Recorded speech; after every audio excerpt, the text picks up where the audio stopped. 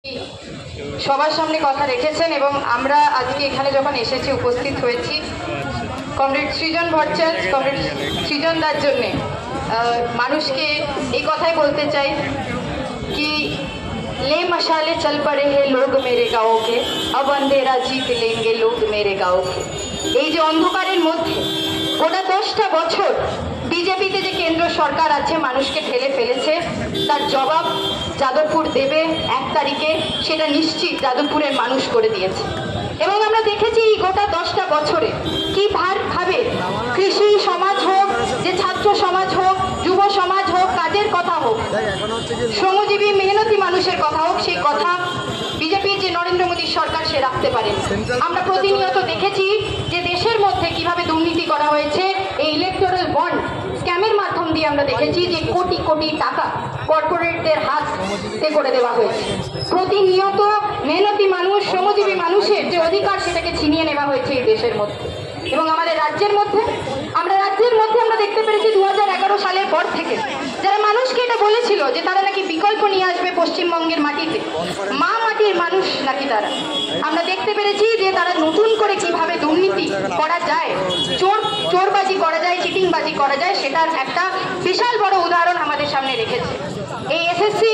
যে দুর্নীতি হয়েছে সেটার মাধ্যম দিয়েও আমরা দেখতে পেরেছি যে 25,000 ছেলে মেয়ে 25,000 এক প্রজন্মকে কিভাবে নষ্ট করে দিতে হয় তার দায়ী মমতা ব্যানার্জি এবং টিএমসির সরকার এবং তার জবাব মমতা ব্যানার্জিকে দিতে হবে। আমরা এক কথা বলতে এসেছি যে কথা আপনাদের সামনে রাখতে চাই যে আমাদের যে প্রার্থী কারণ আমরা ব্যক্তি কথা বলছি না আমাদের যে বিচারধারা আমরা প্রতিনিয়ত মানুষের সাথে লড়াই করেছি। এই যে শ্রমজীবী ক্যান্টিনের কথা বলা হচ্ছে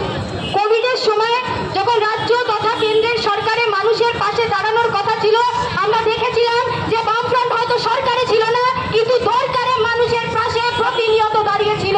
আমরা বলেছিলাম যে আমরা লড়াই করি আমরা রাজনীতিতে লড়াই করি নতুন দিশা দেখানোর জন্য প্রজন্মকে বাঁচানোর জন্য সমাজকে গড়ার জন্য আমরা নতুন সমাজকে নতুন দিকে গড়ার জন্য রাজনীতি করি। আজকে রাজনীতি হচ্ছে দেশের মধ্যে আমরা দেখতে পাচ্ছি যে কি জঘন্য এক রাজনীতি হচ্ছে ধর্মের নামে ভেদাভেদ করা হচ্ছে জাতির নামে মানুষকে বিভাজন করার চেষ্টা করা হচ্ছে এবং রাজনীতি হিসেবে যখন আমরা বলছি যে আমাদের ক্যান্ডিডেট স্বচ্ছ রাজনীতির জন্য বেছে নিন আমাদের খারাপ লাগছে কিন্তু এই কথাটা বলতে হচ্ছে কারণ ভারতবর্ষের মধ্যে যে রাজনীতি হচ্ছে সেটা রাজনীতি নয়। আমরা দেখতে পাচ্ছি যে সুবিধা করার জন্য আদানি আম্বানির জন্য লুট করবে বলে কেউ কেন্দ্রতে বিজেপি সরকার সেখানে সুবিধার জন্য রাজনীতি করছে। আমাদের রাজ্যের মধ্যে মমতা ব্যানার্জি চোরবাজ চিটিংবাজদের হাতের মধ্যে রাজ্যটাকে বেছে দেবে তাই জন্য রাজনীতি করছে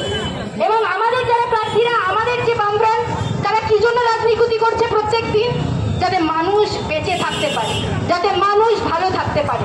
এবং তাই জন্যে আপনাদের কাছে অনুরোধ যখন 1 তারিখে এই যাদবপুরের মানুষ ভোট দিতে যাবেন তখন আমাদের যে প্রার্থী কমরেড সৃজন ভট্টাচার্যকে বিপুল ভোটে ভোট দিয়ে জয়যুক্ত করুন যাতে এই সেটিংবাজ দাঙ্গাবাজদের যে রাজনীতি সেই রাজনীতিকে আমরা পরাস্ত করতে পারি।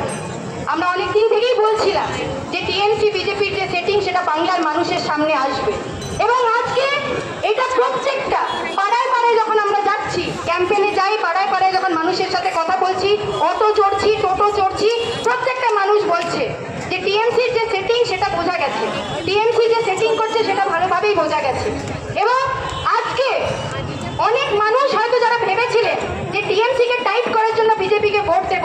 আমাদেরকে মনে রাখতে হবে